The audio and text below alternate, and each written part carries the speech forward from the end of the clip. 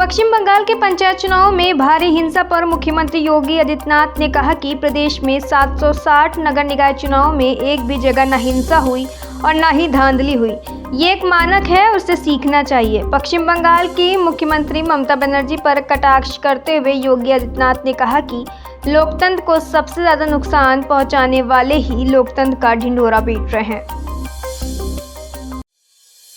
आगामी लोकसभा चुनाव को लेकर बीजेपी, सपा, बसपा, कांग्रेस सहित कई राजनीतिक दल चुनावी मैदान में जुटे हुए हैं।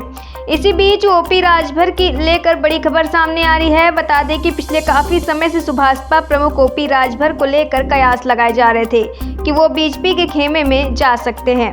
अब ओपी राजभर को लेकर बड़ी खबर ये आ रही है कि ओपी राजभर का बीजेपी के साथ जाना लगभग तय है। 18 जुलाई को एनडीए की बड़ी बैठक होगी। एनडीए की इस बैठक में राजभर की तस्वीर साफ हो जाएगी।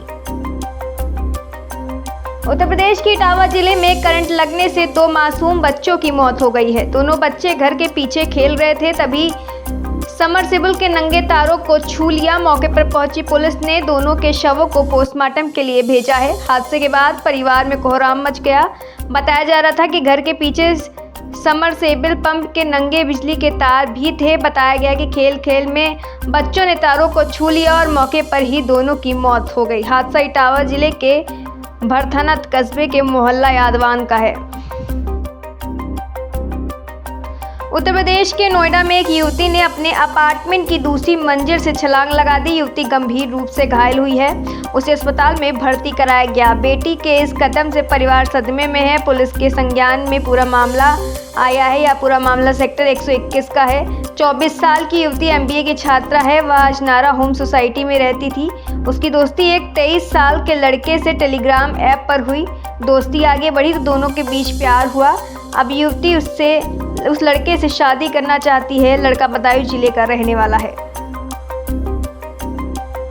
ग्रेटर नोएडा के जैतपुर मेट्रो के पास हो रहे बाबा बागेश्वर सरकार के कथा कार्यक्रम में बुधवार को भीड़ ज्यादा होने से भगदड़ मच गई। बताया गया है कि इस दौरान महिलाओं समेत 10 लोग गंभीर रूप से घायल हो गए हैं। सभी को अस्पताल में भर्ती कराया गया। एक महिला करंट की चपेट में आ गई है। पहाड़ों पर हो रही बारिश के कारण यमुना नदी अपने उफान पर है। हरियाणा के हथनी कुंड से कई लाख क्यूसेक पानी छोड़े जाने के बाद दिल्ली में बाढ़ का खतरा बढ़ रहा है। हालांकि राष्ट्रीय राजधानी के कई निचले इलाकों में घरों में पानी भर गया है। अब नोएडा के दर्जनों गांवों में बाढ़ का खतरा मंडरा रहा है। उत्तर प्रदेश के कुशीनगर में एसडीएम ज्योति मौर्य जैसा कांड सामने आया है। यहाँ शादी के बाद पति ने पत्नी को पढ़ाई कराई। उसके बाद पत्नी नोएडा नौकरी करने पहुंची तो दोनों में विवाद शुरू हो गया। विवाद के बीच ही पत्नी को विदेश से नौकरी का ऑफर मिला तो वह पत्नी और बच्चों को छोड़ दिया। वह पति को कोर्ट से तलाक के पेपर भेजकर दुबई चली गई। ये पूरा मामला कसिया थाना क्षेत्र के चौकाना गांव का है। उत्तर प्रदेश के नोएडा के बादलपुर से एक दिल दहला देने वाली खबर सामने आई है। यहाँ एक सगी मां ने अपने ही बेटे को पड़ोसी से अवैध संबंध के चलते मौत के घाट उतारकर 150 किलोमीटर दूर संभल में फेंकवा दिया।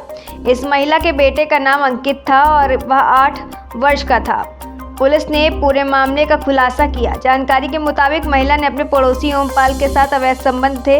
एक दिन जब महिला ओमपाल के साथ थी तो बेटे अंकित ने उसको पड़ोसी के साथ आपत्तिजनक हालत में देख लिया था, जिसके बाद महिला को बदनामी का डर सताने लगा, जिसके चलते महिला ने अपने पड़ोसी संग बेटे की हत्या करवा दी। उत्तर प्रदेश के अलीगढ़ में रिश्तों का तार-तार करने का एक बेहद शर्मनाक मामला सामने आया। यहाँ एक पिता के खिलाफ अपनी ही 14 साल की बेटी के साथ बलात्कार का मामला दर्ज किया गया है। यह चौंकाने वाला मामला तब प्रकाश में आया जब लड़की गर्भवती हो गई, जिसके बाद उसके चाचा ने पिता के खिलाफ थाने में केस दर्ज करवाया। ये मामला अलीगढ़ के गभाना गांव का है।